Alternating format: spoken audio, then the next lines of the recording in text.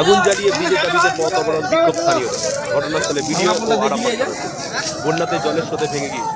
তারপর থেকে ভাঙা অবস্থায় দীর্ঘদিন ধরে পড়ে থাকে এই ব্রিজটি। মানুষজনের যাতায়াতের অসুবিধাতে পড়তে হয়। এলাকাবাসী বারে বারে প্রশাসনকে জানানো সত্ত্বেও কোনো লাভ হয়নি।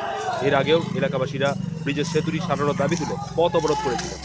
প্রশাসনের তরফ থেকে নতুন করে বাগিয়ে দেওয়ার প্রতিশ্রুতি দেওয়ার ফলে তারা তখন পথ অবরোধ তুলে নেয়। দীর্ঘ 6 থেকে 7 মাস ভাঙা অবস্থায় পড়ে থাকার পর 500 থেকে 600 মানুষের যাতায়াত বন্ধ হয়ে পড়েছে এই ব্রিজ দিয়ে। তারই প্রতিবাদে সোমবার সকাল থেকে আরামবাগ গড়েরঘাট রাস্তায় পথ অবরোধ করে রাখেন এলাকাবাসী। তাদের দাবি অবিলম্বে বিডিও ঘটনাস্থলে এসে প্রতিশ্রুতি দিক, তবেই তারা পথ অবরোধ তুলে নেবে। খবর পেয়ে ঘটনাস্থলে ছুটে যায় আরামবাগ বিডিও এবং তারই সাথে ছুটে যায় আরামবাগ থানার পুলিশ। প্রশাসন প্রতিশ্রুতি দিলে তারপর 3 ঘন্টার চেষ্টায় পথ অবরোধ তুলে নেয় এলাকাবাসীরা। নিউজ বঙ্গবাসী, গোপাল রায় দিকে।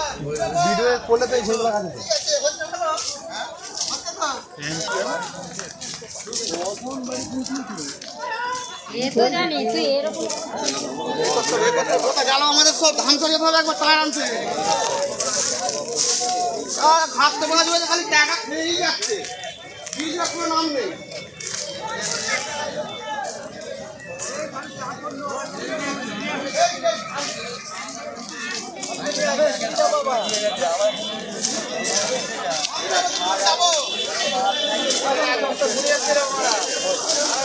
ছোলা মুড়ি আর খিচুড়ি চাপা।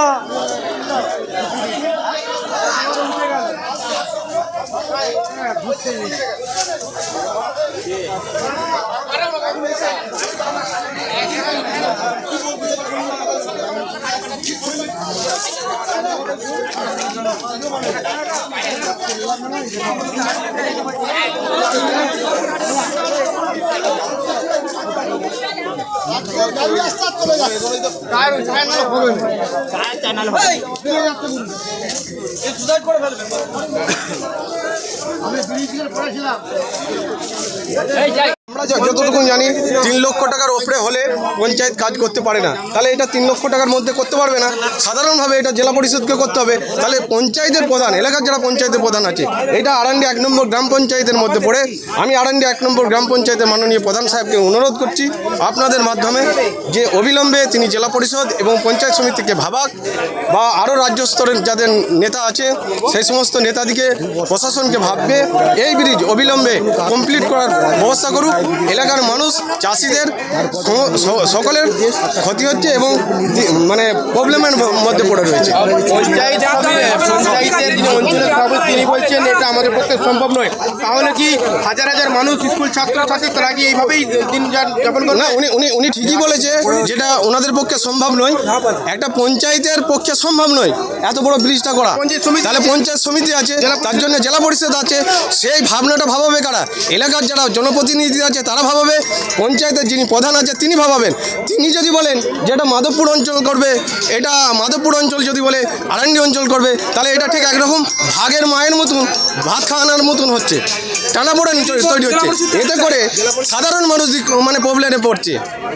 আমরা চাইছি সাধারণ মানুষ যাতে প্রবলেম না করে, জেলা পরিষদের মাধ্যমে হোক, পঞ্চায়েত সমিতির মাধ্যমে হোক, এই ব্রিজ অবিলম্বে কমপ্লিট হোক।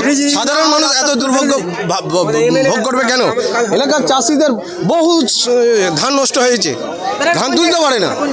এইটা আরান্ডি স্টপেজেই আরান্ডির মানুষ এবং জয়সিংযোগের মানুষ, কালুপাড়ার মানুষ, এলাকার মানুষ শান্তিপূর্ণভাবে আন্দোলন করছে। তার সঙ্গে আমিও আছি, আমি তাদের সঙ্গে সহমত আছি। আমার নাম মিরাজুল ইসলাম, জাতীয় কংগ্রেসের আমি একজন প্রতিনিধি। বলুন। ভালো করে ধরো, ভালো করে ধরো, হ্যাঁ ভালো করে, তখন ভাই বলবে আসতে নাই।